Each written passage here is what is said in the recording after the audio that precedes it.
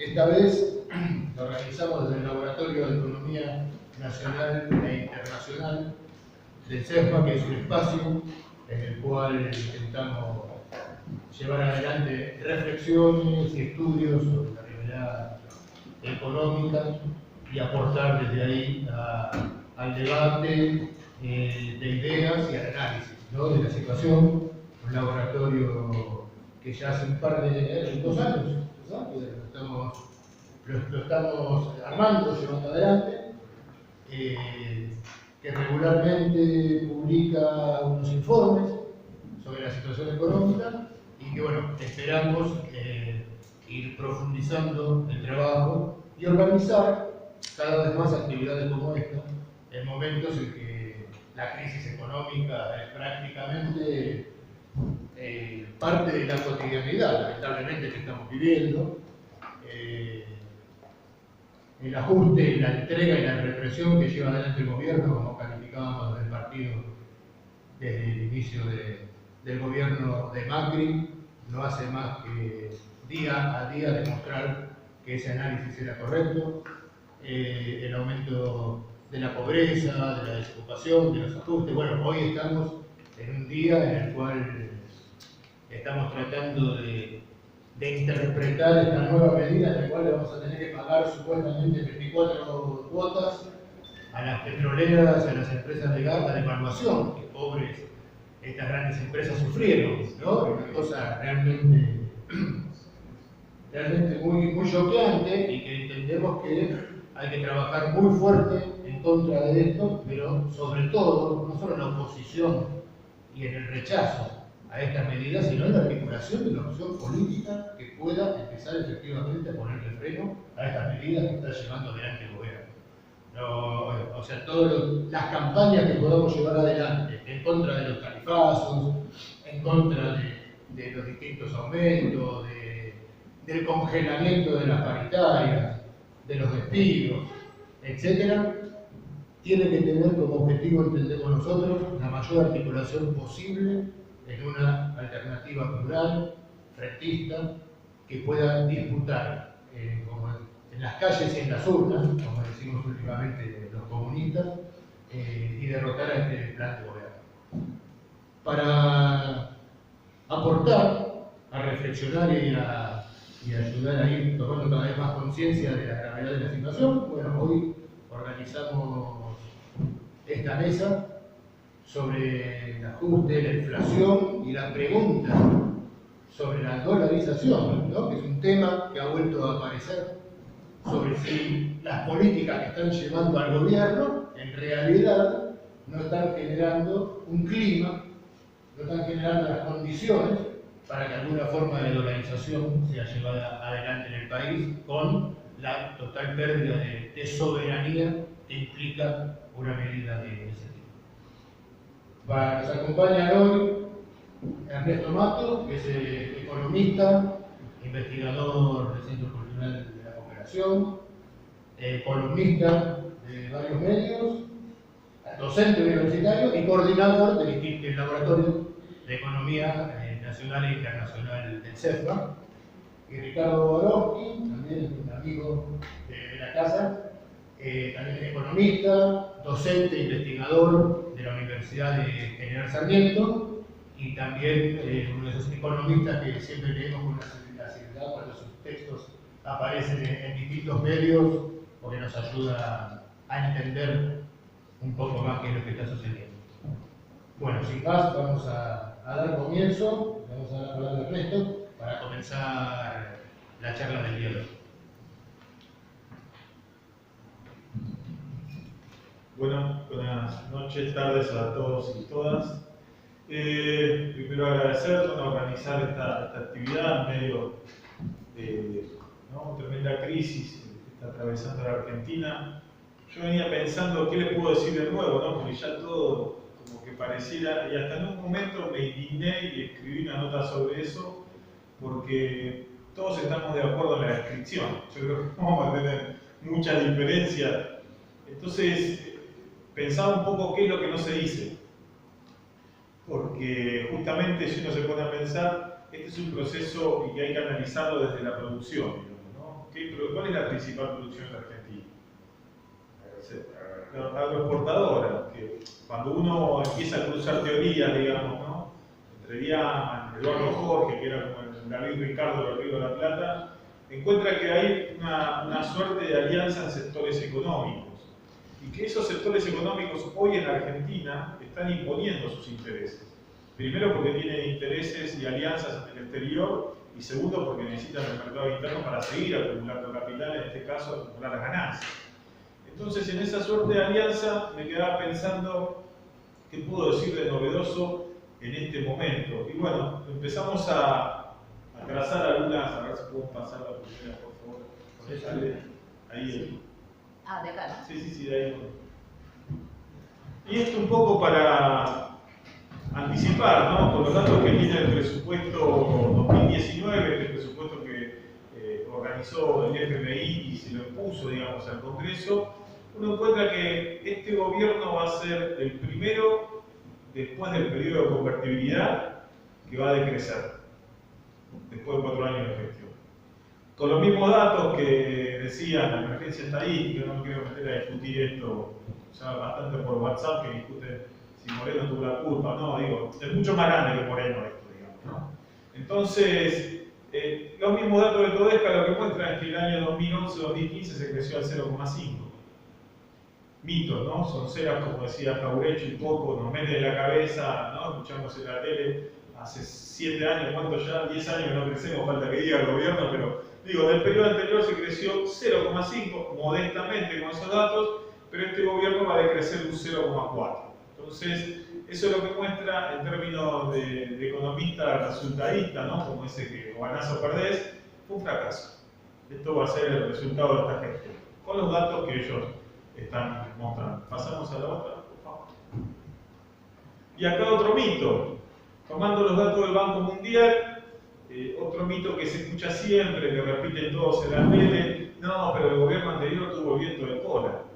La línea verde, que está por encima de las más líneas, son el precio tomado base 100, 2010, dólares nominales del Banco Mundial, que mide cómo evolucionaron los precios de los commodities. Viento de cola o los 90.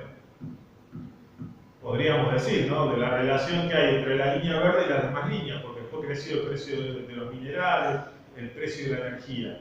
Entonces, cuando uno piensa en estas onceras que constantemente empiezan a martillarnos en la cabeza, es cuando uno piensa, y justamente viendo el resultado en Brasil, qué importancia tienen los medios de comunicación, ¿no? Y cuánta falta hace tener que ir trabajando cada dato, cada consigna le van tirando, porque la verdad es que nos tiran guantes, ¿no? Entonces uno tiene que agarrar y empezar a desarmar el guante y ver, che, a ver, bueno, pasa esto, pasa aquello. Y parece un laburo artesano, pero hay que hacerlo. Hay que hacerlo para que no queden dudas, digamos, ¿no? De lo que nos están planteando, porque a veces nos corre por esos lados de los números, de mostrarnos y todo lo demás, y lo que muestran los números es otra cosa. Puedo pasar a la otra. Y este es el resultado, si ustedes ven la línea gris, la barra que empieza a decrecer, es el primer problema que tiene, es el déficit comercial. Es el primer problema económico que tiene Cambiemos desde que asumió. Derogó el derecho de exportación, se acuerdan del Pergamino, fue a la zona núcleo, se juntó con gente como uno, diría Aguada, y ahí dijo, bueno, ahora se viene el boom de exportación, ¿no? Entonces, uno esperaba que bajaran las retenciones, ¿no? En términos liberales, y que eso se reflejara por los derechos de exportación. La realidad es que lo que viene generando recaudación por comercio exterior son los derechos de importación. Y ese es el mismo fenómeno que pasaba en los 90. Durante los 90 lo que más recaudaba eran los derechos de importación.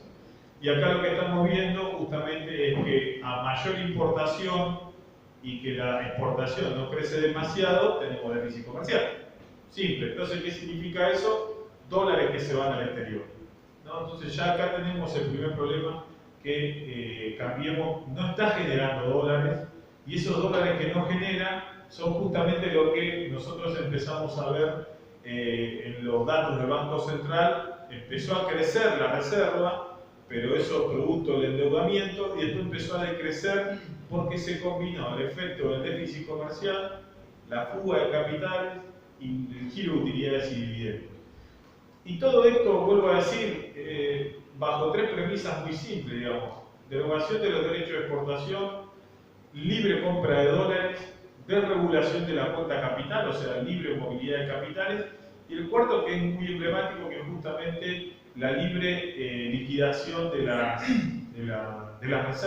divisas, digamos, ¿no? Un exportador, por ejemplo, Cargill, no hace falta que traigan los dólares acá.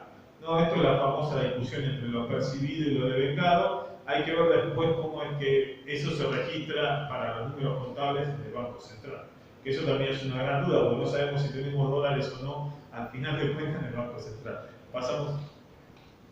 Y esto es lo que tanto se habla y tanto se dice, lo venimos haciendo porque parte, digamos, de un análisis necesario, la restricción externa. Eso que tanto se venía diciendo, cuando un día nos pusimos a calcular entre 2013 y 2015 cuántos dólares genera cada sector económico. O sea, entre lo que exporta y lo que importa. Entonces ahí uno ve qué sector económico genera dólares en la Argentina. ¿Qué quiere decir esto? Y bueno, en un país donde faltan dólares, el que los trae, esto como cuando íbamos a jugar a la pelota, el que trae la pelota define cómo se arma el equipo. Entonces, ahí hay un problema, porque si ustedes ven, lo que no está rojo justamente es CIO, que es cereales y oleaginosas. Entre 2003 y 2015 generaron más o menos 322 mil millones de dólares. Y el otro sector que más divisas genera es alimentos y bebidas. Ahora nos ponemos a pensar, y alimentos y bebidas, ¿quién están? Arcor, Pagani, junto con Funes de Rioja, de la Copal, no sé si recuerdan que pedían los 90 la flexibilización laboral, Molinos, Ledesma con Blaquier, azúcar, digamos, ¿no? Entonces, acuérdense, esto es muy simple: caña, azúcar, tomate, puré de tomate, no hay mucha más. Pero bueno, como nosotros tenemos esa ventaja de la tierra, lo que encontramos es que esta industrialización de estos productos de la tierra son los que más divisas generan en el país. Y son justamente esta alianza la que conforma con Techín, en su momento Pagani, para poner a Kaufman Brea enfrente de la UIA. Y una vez que sale Kaufman Brea, que era representante de Arcor, entra Acevedo, de AGD. Entonces tenemos ahí lo que es la UIA, ¿no? La UIA es simplemente el representante de los intereses de los sectores de alimentos y bebidas, con una alianza en algunos sectores como el aluminio o la siderurgia, digamos, ¿no? Entre los principales. Entonces ahí es donde encontramos que estos tipos que traen la divisa son los que tienen realmente el problema. Y el problema que tenían hasta 2015 era que no podían comprar dólares. Y esa fue la confusión que tantas veces recordamos, que justamente una cosa es que uno necesita 600 dólares para pagar la cuota de la vivienda, que es lo que pasaba, muchas familias que tenían algún que otro peso, y encima ese es otro problema, porque si uno se pone a pensar, pagamos una casa dólares. A nadie se le ocurrió decir, especifiquemos el sector de la construcción. Bueno, podría ser una medida, ¿no? Para el futuro, especificar el sector de la construcción, porque la realidad es que se demandaba por ahí y se utilizaba esos pequeños ejemplos para después decir que la medida de regulación de la compra de divisas al público era una medida mala, ¿no? Pero lo que estaba de fondo era que lo que había era la necesidad de girar esos recursos al exterior. Y más cuando, si ustedes ven, a ver si pasamos a la otra, vamos a volver, pasamos a la otra. Si ustedes ven acá, eso es cómo se movió el tipo de cambio. Esto es el laburo artesanal, ¿no? Mes a mes, la última fecha, cuánto cotiza el dólar, formal e informal. La que es amarilla es el dólar informal, la otra es el dólar formal. ¿Se ve? La línea de abajo es el tipo de cambio oficial, la línea de arriba el tipo de cambio ilegal, digamos, ¿no? ¿Y qué empieza a pasar acá? Es justamente la utilización del dólar blue, como, ¿se acuerdan cuando Bonelli estaba todo el día? El dólar llegó ahí, tenía un termómetro, estaba todo el día, ¿no? Entonces toda la gente quedaba choqueada, ¿no? Con tanta información. Pero lo que estaba en juego acá era quién utilizaba la divisa para justamente empezar a girar al exterior. Y lo vamos a ver con el otro dato, porque acá lo que se ven son las medidas que se fueron tomando. A ver si pasa por esto. No, lejos. Acá, acá está. ¿Vieron? Esta es la fuga de capitales, la famosa fuga de capitales. Si ustedes ven la parte en la que hace más profundo es el 2008 al 2011 y después a partir del 2016 empieza de vuelta a tener esas puntas para abajo. Lo que muestra esto es que a partir de la crisis del 2008 la fiesta que se había dado Wall Street, Londres, Tokio, había que pagarla. ¿Y quién la va a pagar? Si los accionistas te están reclamando plata, levantaron el teléfono, yo esto me lo estoy imaginando, ¿no? Parezco el Feynman bueno, ¿no? Que además esos guiones. Llaman por teléfono a la subsidiaria de Buenos Aires y le dicen, mandá plata que acá los accionistas nos van a matar, nos van a quemar el rancho, entonces tenemos que juntar este dinero. ¿Cómo hacen juntar ese dinero? Compran dólares. 2008 al 2011 se fueron 70.000 millones de dólares. A ver, cuando digo se fueron, quiere decir, alguien compró dólares y lo puso en una caja de seguridad, alguien compró dólares y lo puso en el colchón, y alguien compró dólares y lo transfirió. Son los tres efectos.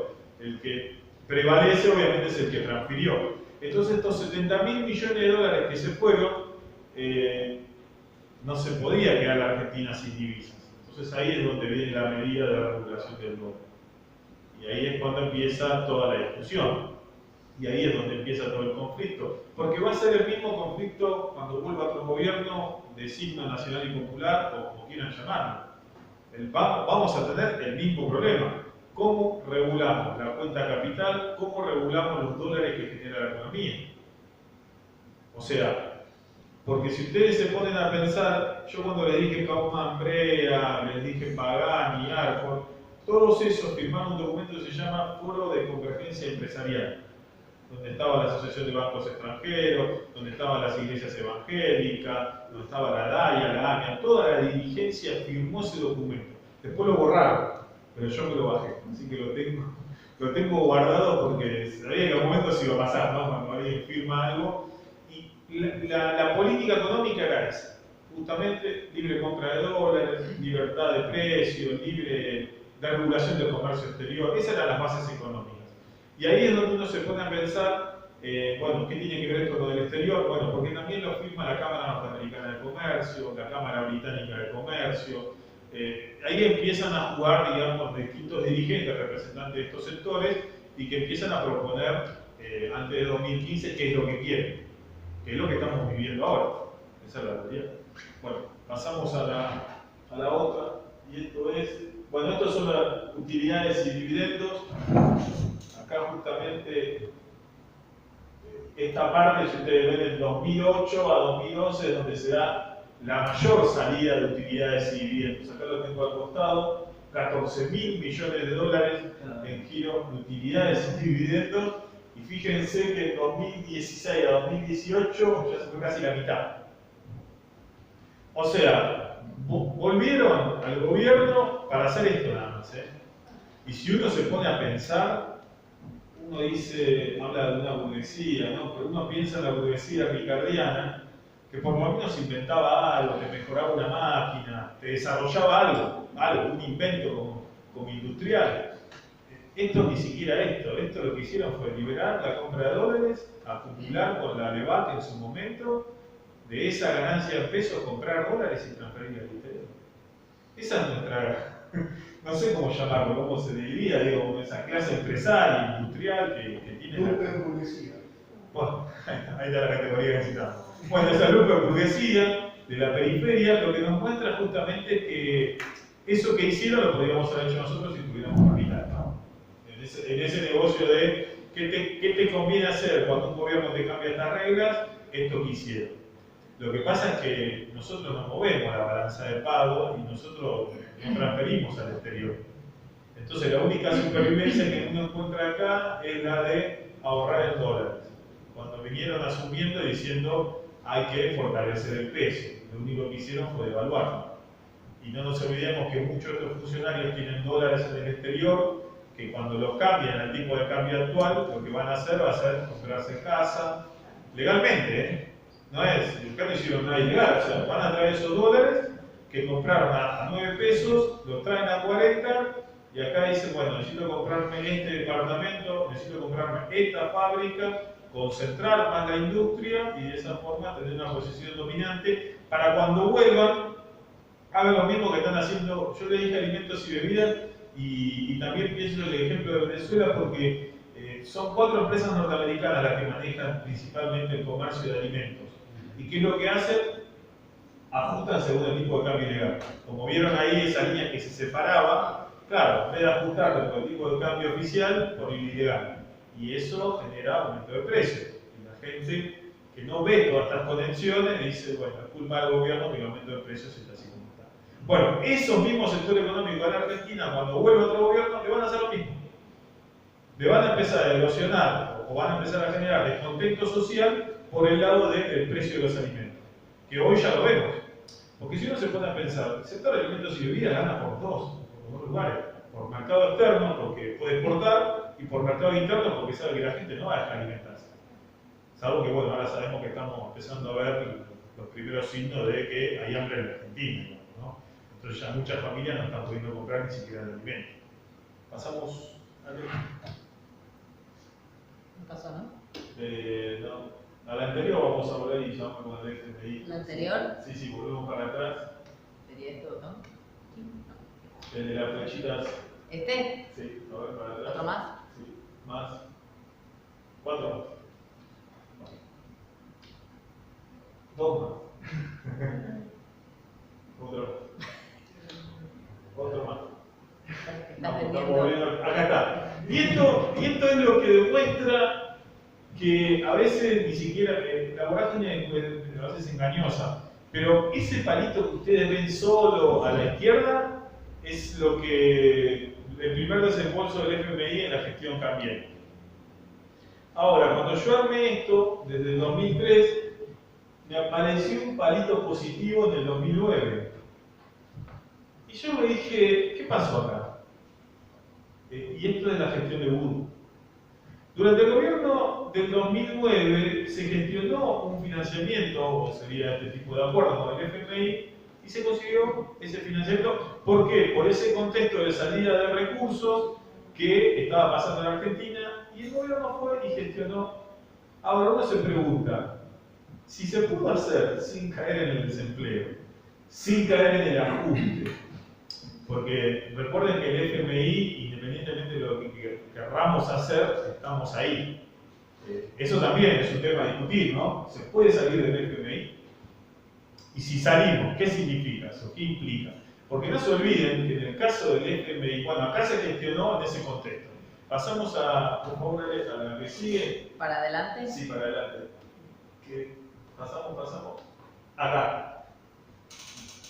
Arriba son los datos de América Latina y los acuerdos que firmó el FMI. Pero en este cuadro terminamos de ver una cosa que no discutimos con el FMI. Que el FMI es Estados Unidos. ¿Por qué? Porque todos sabemos que el que tiene poder de veto es Estados Unidos. O sea, que no es una asamblea o una reunión de consorcio o una reunión en el club de fútbol donde cada uno tiene un voto. Acá Estados Unidos tiene el 17%. Y si no acordás con Estados Unidos, no acordás nada. Entonces, no sé si recuerdan lo de los fondos buitres, pero cuando había que discutir con los fondos buitres, la revisión te lo hacía el FMI. Entonces, el FMI funciona como una suerte de auditoría a nivel internacional del mercado financiero que si no pasas esa prueba, no te dan nada. O no podés arreglar nada. Entonces se te empiezan a cerrar los lugares de financiamiento. Y esto es un problema que independientemente de lo que hayamos pasado, va a continuar a futuro. Si pensamos también en el bono a 100 años, ¿no? Ese que emitieron famoso, que Dios sabrá qué va a pasar con ese bono, ¿no? Porque la verdad que es 100 años de perpetuidad para pagarlo. Pero acá, justamente, y hay un detalle también, que China asciende al tercer puesto del sexto, podrá contrabalancear, no lo sabemos, eso es una incógnita, pero sí está claro que cuando uno piensa en el FMI tiene que pensar automáticamente en Estados Unidos, y cuando uno piensa en Estados Unidos tiene que pensar en para qué sirve que exista el FMI. El FMI, yo les voy a dar el ejemplo que vamos a sacar en un pequeño libro sobre las implicancias del FMI en la Argentina y Haití. En Haití pidió que se reduzca el gasto público, que quiten los subsidios al combustible, que quiten los subsidios a la electricidad, que mantengan las cuentas transparentes y que generen como una cuenta de contención social, ¿no? Lo mismo que nos pidieron un 0,2 del PBI para ayuda social. Eso mismo le pidió el FMI a Haití. Ahora, cuando uno piensa en combustible, no se olviden que Haití está en Petrocaribe. Y esta quita de subsidios va al corazón de la discusión con Haití. Es restar influencia a Venezuela sobre los países del Caribe que están bajo este programa y que reciben combustible a largo plazo, una tasa muy baja, porque los países del Caribe no tienen digamos, combustible, entonces lo abastece Venezuela. Pero ahí no termina la anécdota de esta situación, y es que una de las recomendaciones del FMI, porque tiene acuerdo desde el 2003, y más antes también, porque Haití entra en 1956 al Fondo Monetario Internacional. Una de las recomendaciones del FMI fue bajar los aranceles que había al ingreso de arroz a Haití, porque Haití producía su propio arroz y no tenía para exportar, lo consumía toda la población. Bajaron de 55% el arancel a 3%. Resultado, hoy Haití importa arroz de Estados Unidos. Entonces uno va entendiendo que el FMI es ese brazo sindical, digamos, representante de la industria europea y norteamericana para ganar mercados. Esto es así de simple, no hay otra. Del otro lado, si hay competencia, bueno, hay que eliminarlo, porque si uno se pone a pensar en Argentina, el quitarle subsidios a las industrias es justamente ese resultado. Se barre con la industria, se importa todo, total te financiamos. Y te financiamos para los recursos para el exterior. Y te generamos una política de ayuda social por si la gente está complicada, ¿no? Que es sensible el FMI. Bueno, si podemos pasar, y ya vamos a ir terminando, pasamos. Volvemos a acá, a la anterior. Y esto es para ver el impacto, porque uno dice, ¿llegaron inversiones? Sí, llegaron inversiones a la Argentina, y acá es para lo que viene, digamos, ¿no? Si uno ve toda la línea que va planchada, lo que sigue es el ingreso de la inversión especulativa. ¿Qué quiere decir esto? Son recursos que vienen, que ingresan al país y compran acciones, compran títulos de deuda, pero cuando digo compran acciones es controlan una empresa, ¿eh? Y una vez que tienen el lugar de controlante, pueden definir o planificar o influenciar cuál va a ser la política de esa empresa. Por eso, muchas empresas argentinas no querían que el Estado se sentara en la mesa de directorio. Esa es la gran discusión. Pero bueno, se dejan comprar acciones, que esa sería la otra ironía. Entonces, estas inversiones que ingresaron a partir del 2016, a partir de abril empezaron a salir. ¿Por qué? Porque ya no le es rentable en la Argentina. Ya acumularon 2 años y empiezan a irse de acá hacia otros lugares. ¿Qué quiere decir esto? Y esto fue el momento en el que el gobierno dijo, el mercado nos cerró las puertas. Bueno, significaba eso, que justamente las inversiones especulativas en abril de 2018 se estaban yendo del país. Y yo no los trato, porque a veces uno escuchaba a Carlos Rodríguez, el rector de la UCEMA, decir que son un grupo de tarados. No son un grupo de tarados. El negocio lo conocen muy bien, saben qué tienen que tocar, digamos, ¿no? Porque detrás de esto hay un grupo de abogados, ¿no? Que va modificando decreto tras decreto, ley tras ley, y va modificando toda la actividad económica que se regula. Entonces, fueron de a poco, pero como decía ese video de Esteban Burrich, creo que era, que decía, nosotros tiramos 10, una va a pasar. Y entre que uno se organiza, sale a la calle, es como el desgaste, ¿no? Nos van poniendo 10 medidas en las cuales el sindicato se organiza, las organizaciones sociales, todos al mismo tiempo y van desgastando a poco y una te meten de costado. Ese es como el claro objetivo. Ahora sí pasamos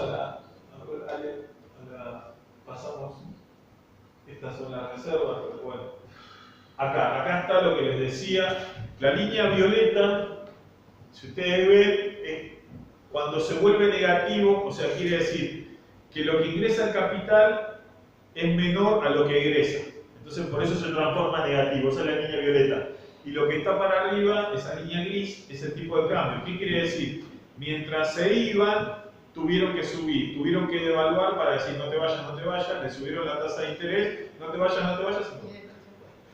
se fue. La realidad es que estamos con una tasa del 70% y hay un gráfico ahí, pero ya no vamos a ver si no le la veo loca. No, decime, vos dale. No. Sino que las tasas de interés hoy, hipotecarias, personales, prestarias, están a los niveles más altos de los últimos 15 años. Desde 2003 que no se tenían tasas de interés tan altas. Entonces, primera recomendación, no hagan pago mínimo, no saquen un préstamo, porque la realidad es que si ustedes ven las tasas de financiamiento están a más del 100, 120%, y se imaginan que no hay negocio que en ese contexto pueda generar una rentabilidad del 100% de la economía argentina, lo cual nos está llevando a esta crisis, recesión económica, y como lo dijo Dufone, va a ser una recesión más larga que la del 2001.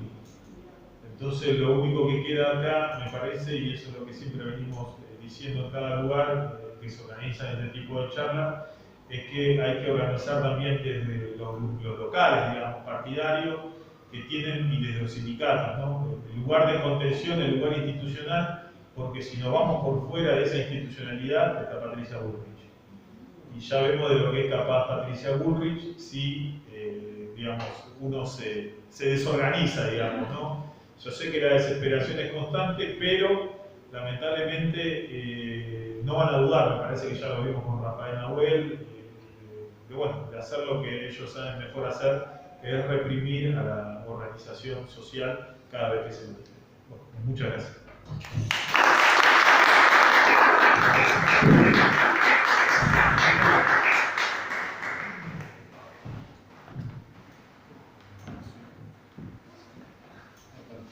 Buenas tardes. Muchas gracias al CESMA por la invitación. Encontraba a Alexia que viene haciendo un trabajo increíble en todo el país. Así que contento de poder contribuir. Yo organicé un poquito la exposición en torno al título que nos sugirieron, deuda, inflación y dolarización, así que quería decir algunas cosas sobre estas tres palabras. Todos sabemos que estamos en un proceso de fuerte endeudamiento. Ahora se frenó porque se cortó el crédito internacional. Cuando uno se pregunta en qué se fue la deuda, hay 3 o 4 rubros que son como muy claros. El principal es en fuga de capitales, fueron unos 54.000 millones. Después, como se le financió al Estado en el comienzo de la gestión, regalándole un montón de impuestos al sector privado, esos son 2 puntos del PBI todos los años. Está más o menos, se les regaló hasta ahora unos 30.000 millones de dólares que tendrían que haber entrado a las arcas fiscales, no entraron, entonces les pidieron prestar. Después se generó un déficit comercial por la apertura, etcétera, y se fueron arriba de 20.000 millones de dólares, y por turismo se fueron también arriba de 20.000 millones de dólares. Esos son los rubros. Cuando la gente dice, ¿pero qué hicieron? Bueno, hicieron esto, regalo a los grandes empresarios, regalo a los jugadores de capital, incentivo al turismo masivo en el exterior y incentivo al ingreso de productos extranjeros en contra de la industria argentina. La deuda en que nos metieron es una deuda muy complicada, es interesante, este gobierno hiper amigo de los mercados llega a una situación que le corta el crédito internacional en los mercados, es extraordinario. Digan que nosotros no tenemos prensa, la prensa es toda oficialista, pero la verdad es que en un país normal, esto es un fracaso monstruoso, es una vergüenza, el gobierno amigo de los mercados, los genios de las finanzas, tienen crédito internacional colgado. Salvo para estos picoteos de corto plazo, entran fondos, se quedan un mes, 2 meses, salen, juegan con el dólar.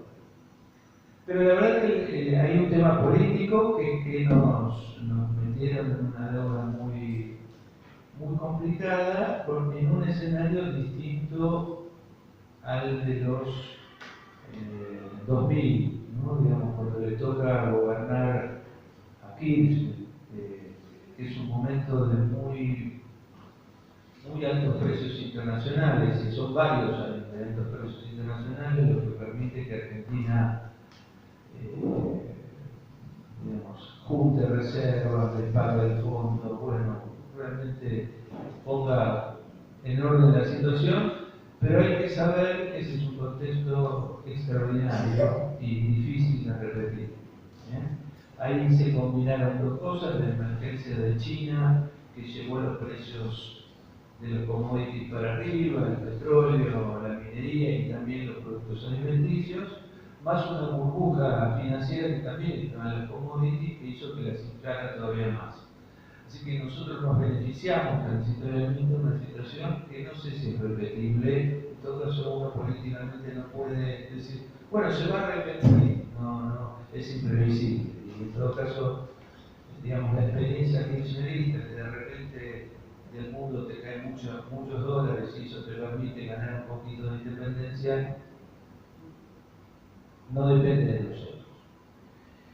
Así que es un tema, digamos, pienso en un gobierno popular y me parece que lo que hay que hacer en el primer día es hacer el default, digamos, y convocar acreedores y decir, vamos, no nos peleamos, queremos pagar, pero vamos a ver cómo, y digamos, no repetir la experiencia alfonsinista, ¿no? Que se pasó 6 años sufriendo hasta que encima de todo el gobierno. Realmente esa estupidez no hay que volver a hacerla. El gobierno popular lo que tiene que hacer es el primer día hacer volar la deuda pública. Ahora, eso es una primera cuestión porque, digamos, ahí viene un fuerte condicionamiento que se les quiere poner, o les estalla a ellos porque ganan las elecciones y se siguen, o nos estalla a nosotros porque logramos llegar al gobierno. Nosotros tenemos que pensar una cosa muy contundente para que eso no sea una amarra a nuestra capacidad soberana. El segundo tema que plantea el título es el tema de la inflación. Bueno, varios de los funcionarios de Cambiemos dijeron al comienzo de la gestión, nosotros aprendimos de los 90. Hay varios testimonios de varios funcionarios que dijeron, estuvimos pensando. Entonces hay cosas que no las vamos a repetir igual. Una de las cosas que fue un motivo de enorme discusión en el campo del neoliberalismo argentino era el tema del tipo de cambio fijo, el famoso 1 a 1 que tanto le gustó a una parte de la población argentina y sigue pensando que maravilloso sería volver a ese momento glorioso. Hay una discusión adentro del neoliberalismo argentino porque a algunos les encanta y otros dicen que en realidad fue una traba eso, porque no nos permitía bajar los salarios. Ojo con eso. Dualde en 4 meses bajó mucho más salarios que lo que hicieron los 11 años neoliberales. En el sentido de cómo lo bajo el salario cuando está todo clavado y no hay inflación. Bueno, lo mostraba Ernesto recién. Récord de inflación para tener estos tipos, y yo creo que no es casual. Digamos que una de las cosas que llegaron a la conclusión es que se baja el salario real, se baja con la inflación. ¿Qué es? Digo, no es nada nuevo, ¿no? Esto es están llegando al keynesianismo.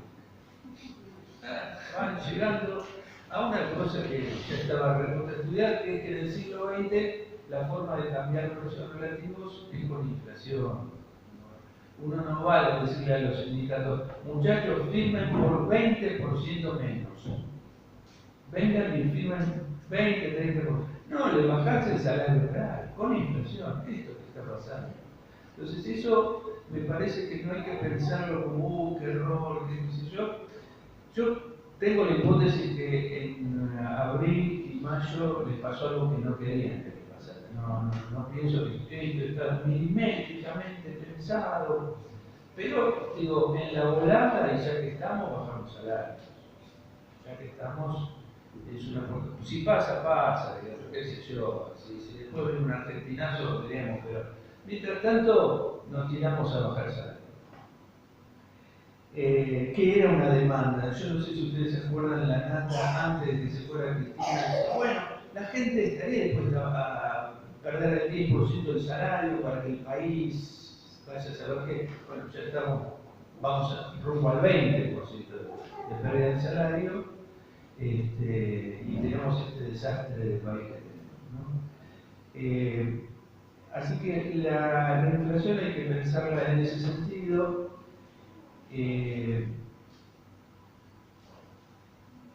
Hay varias cosas ahí para decir. Uno de los factores inflacionarios principales fueron los tarifazos. Los tarifazos fueron un estímulo increíble a la inflación, mientras Sturzenegger decía que combatía la inflación con restricción monetaria y para eso tenían que emitirle VAX y pagar una tasa de interés increíble al capital financiero. El pirómano de Aragonés le daba los tarifazos, y hay algo en lo que me quiero meter que es muy importante, que es el capital concentrado en Argentina, el capital productivo, se ha acostumbrado a, y en eso tuvo muchos problemas el gobierno kirchnerista y no logró controlarlo, se ha acostumbrado a poner los precios que quiere. Precios de monopolio, precios de oligopolio, y han acostumbrado a la sociedad argentina y la han domesticado en el sentido que les enchufamos los precios que queremos. Porque tenemos alguna expectativa, porque llegó algún rumor, porque pasó algo en Uganda, no importa. Pero digamos, subo los precios y la gente paga. Es posible demostrar, y ahí ese sería un trabajo de equipo de investigación, es posible demostrar que si uno agarra los consumos principales de la mayoría de los trabajadores argentinos, se pueden reducir los costos de alimentación, de salud, de vestimenta, de consumos de transporte, de luz, etcétera, en casi un 50%. Porque hay una renta increíble incorporada en todos los precios que pagamos por todas esas cosas. Es descomunal la renta. Si uno estudia sector por sector y encuentra, ¿cómo es esto? El costo laboral, en textiles hay un trabajo muy bueno de Mariano Kestenborn. Dice, el costo final de la prenda es 22%, y el resto es publicidad y no sé qué, cualquier cosa. ¿Qué quiero decir con esto? Quiero decir, hay para un gobierno popular mucho margen para bajar esto, por supuesto, con conflicto titánico, con estos formadores de precios que hacen cualquier cosa con la población. Y se han acostumbrado a tasas de rentabilidad absolutamente delirantes, y la sociedad ha incorporado eso, y el sistema político se adaptó a eso, y estamos en eso. ¿No? Pero tenemos ahí mucho margen para que, sin que las empresas pierdan plata, tengan que bajar costos. Y si no, la otra cosa es que el kirchnerismo no llegó ahí, yo creo que tendríamos que haber metido en eso, que es que tiene que haber producción pública de una serie de cosas. Producción pública, con distribución pública de una serie de alimentos, de cosas, de cuestiones, y van a ver que son otros precios, otra escala de precios, con productos de la misma calidad. Entonces eso hay que pensarlo en función de un futuro gobierno mucho más decidido y profundo que el anterior. Así que ahí la inflación hay que pensarla como una gran puja distributiva en sectores sociales. Por supuesto que los neoliberales la plantean como una cuestión monetaria, es una payasada, todo eso. Se la pasaron haciendo restricción monetaria y la inflación está más alta que nunca. Es una payasada. Toda la teoría de hechos es una payasada. En la academia hay demasiado respeto por estos ignorantes con diploma, y la verdad que es un chiste y una burla a toda la población argentina, y habría que decirlo con más claridad. El tercer título de la charla que tenemos hoy es dolarización.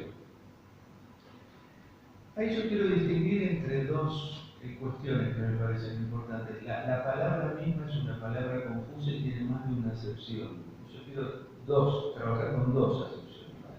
Una es la dolarización como un proceso económico por el cual cada vez más agentes económicos fijan sus ingresos o hacen sus cálculos en dólares como un proceso histórico de largo plazo, vinculado al deterioro de la moneda nacional, por la incapacidad de hacer cuentas en la moneda local, por la inflación elevada y una serie de cosas. Entonces hay un traslado a una especie de unidad de cuenta más estable que es el dólar. Eso es un proceso social que ahora me voy a referir. La otra es la palabra dolarización en el sentido de una política pública específica, que es alguien toma la decisión de eliminar la moneda nacional y implantar el dólar norteamericano como moneda local. Es una política pública. Y todo el tiempo se está confundiendo esto, ¿no? Y da la sensación que, esto es importante, que el proceso social histórico llamado dolarización desembocaría en la decisión oficial de dolarizar. Separemos las cosas. Si alguien dolariza es porque tiene ganas. Esto no es producto de un proceso histórico natural e inevitable que lo quiso la sociedad argentina. Entonces, lo que tenemos que hacer es responder a esta demanda de la sociedad argentina y dolarizar. Separemos y digamos, hay un problema histórico, efectivamente, que tiene que ver con procesos inflacionarios muy altos, que a su vez tienen que ser analizados social y políticamente. La alta inflación argentina, qué ha significado la destrucción de la moneda nacional y qué implicancias ha tenido eso. No tiene nada que ver ni con populismo ni otra cosa. Los que más han reventado la moneda nacional son los neoliberales. Se puede demostrar. Pero lo que a mí me parece importante de ese proceso económico llamado dolarización es que uno a su vez puede decir, hay cosas que son como elementos objetivos. Por ejemplo, los bienes importados están en dólares. ¿Qué vas a hacer? Y parte de las exportaciones argentinas, o todas, están en dólares, y eso también es un hecho objetivo incontrovertible. Ahora, a partir de eso, de ahí no se deduce nada en el sentido de muchas prácticas que se han empezado a incorporar a lo largo de las décadas. Ernesto decía muy bien, el tema inmobiliario. ¿Qué es esto? ¿Qué es esto de los dólares en las transacciones inmobiliarias? ¿Qué es esto? Y yo le diría, ¿saben qué es esto? Un fenómeno social local, no de características estrictamente económicas que pueden ser deducidas. Por ejemplo, compré una tonelada de un producto que no se consigue afuera, o traje un medicamento anticancerígeno que no producimos en Argentina y está en dólares o en euros. Bueno, uno puede decir que eso está dolarizado o está euroizado. Pero, ¿qué quiere decir esto de la... ¿Qué quiere decir los profesionales argentinos que han fijado sus sueldos en dólares? ¿Qué es eso? ¿Qué es eso? Toda la pretensión que muchas empresas que han fijado sus ganancias en dólares. ¿Eso qué quiere decir? Que cada vez que se devalúa mueven el precio, aunque todos los insumos sean locales, mueven el precio porque la ganancia es el dólar. ¿Saben qué es eso? Es una estafa. Claro, es una estafa, pero lo importante es que viene en un paquetito objetivo y entonces se lo pueden enchufar a la sociedad. ¿Qué es? Y están las cosas dolarizadas. ¿Saben qué es eso? Yo aprovecho cada salto del dólar para ganar más plata. Traducción. Están las cosas dolarizadas. ¿Qué está dolarizado? Digamos, uno analiza las estructuras de costo de las empresas y uno puede decir, mira, esta empresa tiene este porcentaje de los costos porque viene el insumo del exterior, entonces bueno, tiene que trasladar para mantener margen de ganancias, pero cuando los tipos te trasladan todo el movimiento del dólar al precio final, los tipos están ganando más plata, están aumentando la utilidad del empresario. ¿Y en qué contexto? En el contexto de la dolarización. Se están dolarizando las cosas. Lo que están haciendo es aumentando la tasa de ganancia contra la sociedad. O sea, la dolarización debería ser desvelada como una forma en que los sectores más concentrados van aumentando su participación en el ingreso y desplazando sectores sociales. Entonces, hay una parte que uno puede decir es objetiva, discutamos, qué pasa, para eso están las retenciones, para que no te dolaricen el precio del trigo, del pan, etcétera, etcétera. Por eso hay un instrumento económico que le tenemos tanto miedo al sector agrario que no se puede tocar. ¿No? No se puede tocar. Este gobierno, con el respaldo del fondo, le pone 4 pesos. Es ridículo, payasesco, vergonzoso. ¿No? Pero digamos, el gobierno anterior tuvo una batalla infernal en relación a esa cuestión, porque es como un derecho sagrado de los terratenientes y de los exportadores. Entonces, primero me parece importante esa dolarización como proceso social, entenderla como puja distributiva y como apropiación de ganancias crecientes en los contextos de despelote económico. Y, ¿sabes qué? Después del gran despelote resulta que mi tasa de ganancia es mayor que antes. Qué raro, ¿no? Es decir, ahí hay un tema muy importante porque un escribano tiene sus ingresos dolarizados, un alto psicoanalista o un CEO. ¿Qué es eso? ¿Qué es eso? ¿Qué ley económica es esa? No hay ninguna ley económica, es un verso. Es un verso para apropiarse de la riqueza de otros. La otra cuestión, el tema de la política pública, me parece muy importante porque la verdad que hay, circulan papers, circulan ideas, y está Ávila del SEMA y hay otra gente, dolarización.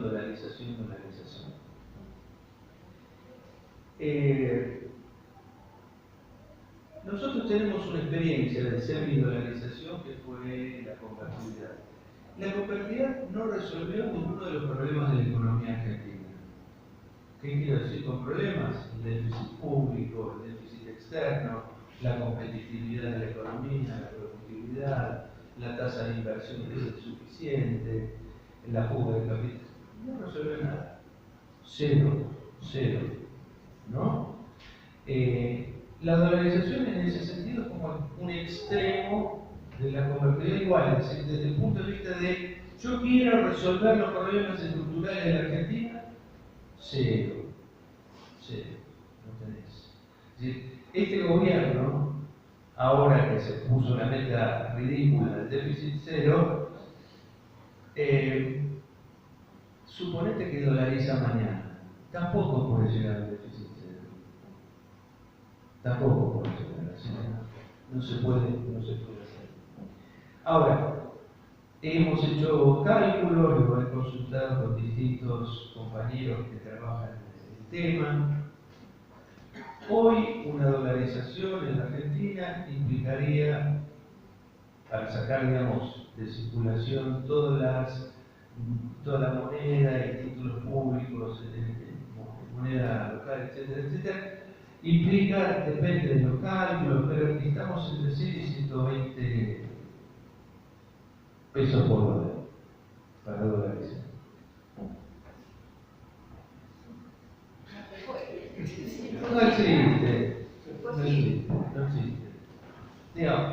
Sí existe, quiero decir, un demente lo puede hacer.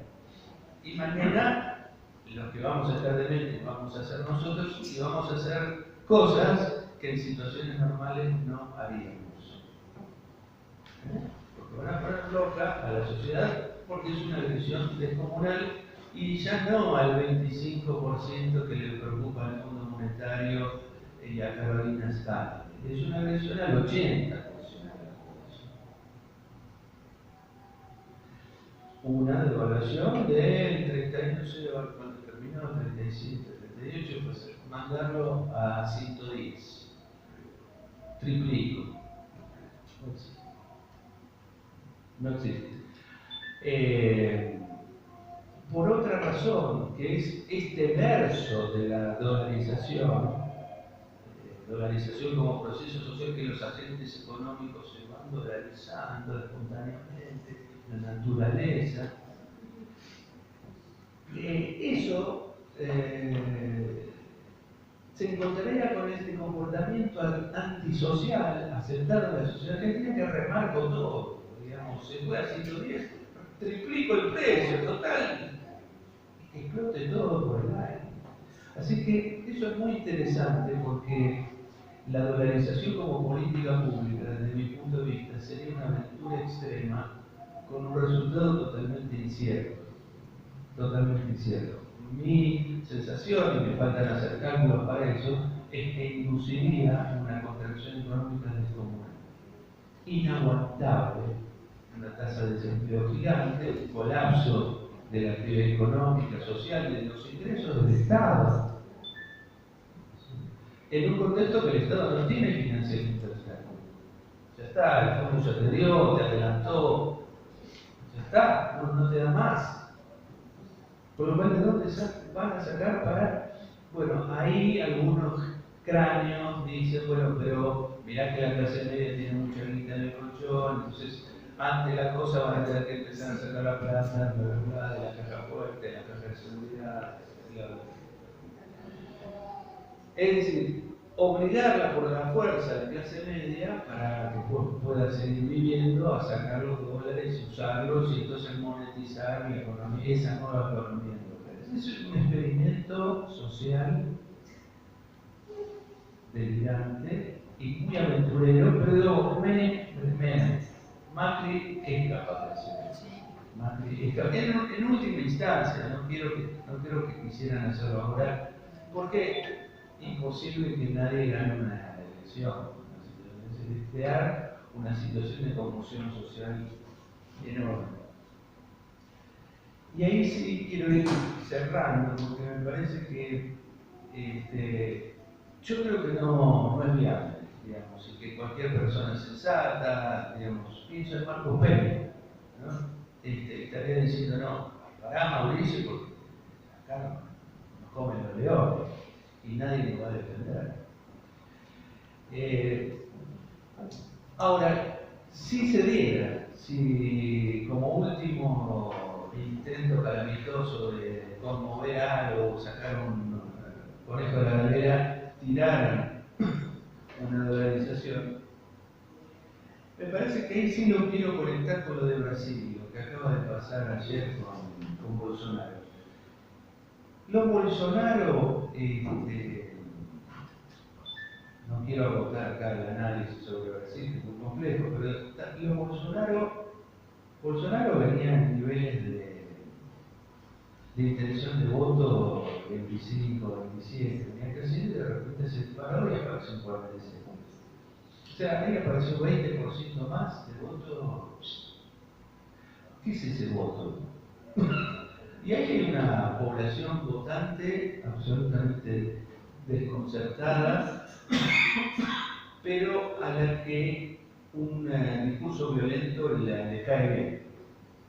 Eso no puede pensarse en el contexto del gobierno de Lula, con el Brasil creciendo y mejorando las condiciones sociales y aliviando los problemas y con un mensaje de tranquilidad pública, digamos. Brasil, ya con el gobierno de Dilma y después lo que viene después, empezó a violentar la sociedad y a producir fenómenos de desempleo, de pobreza, de qué sé yo. Hay 30.000 muertos por crímenes meses en Brasil. Es decir, es una masacre social. Con lo cual te parece que la gente pobre diciendo quiero matar gente. ¿No? Es decir, esos procesos de violentización social se generan desde las políticas públicas. También se generan desde las políticas. Y terminan, pueden terminar en Bolsonaro.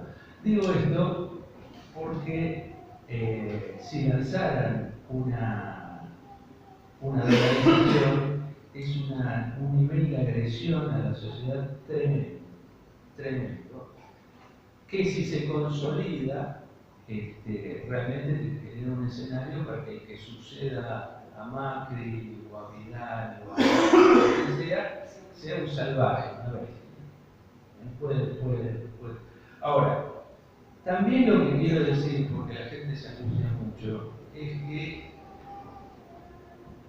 digamos, los que hemos leído historia económica, historia política mundial, donde han pasado cosas brutales, tremendas, catástrofes gigantes en la historia, es que nada es permanente. Nada es permanente. ¿Y eso qué quiere decir? Que es falso que si estos criminales que hoy nos gobiernan dolarizan, es falso que no se pueda desdolarizar. Vienen, pero ningún país del mundo pudo. ¿Qué me importa?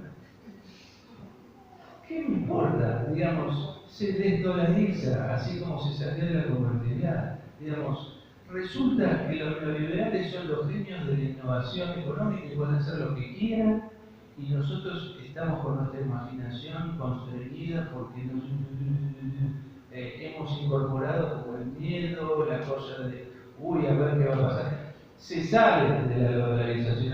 El día de mañana el gobierno argentino empieza a emitir moneda nacional y se acabó y pagar los impuestos en moneda nacional y pagarse a los empleados públicos y se acabó y volvés a la moneda nacional.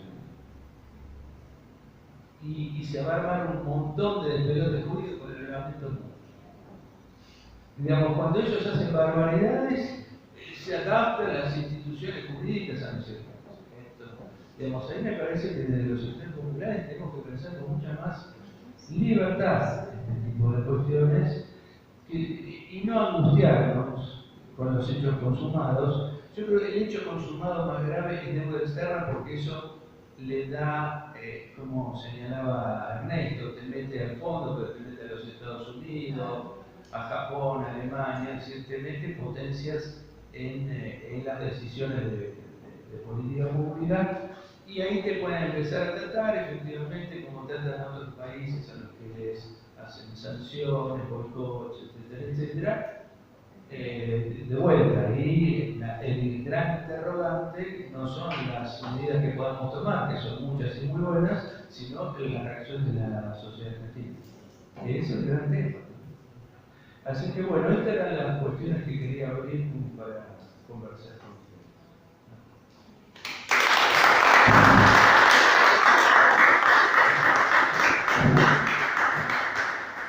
Gracias, Ernesto. Bueno, abrimos un espacio de preguntas y opiniones. Sí.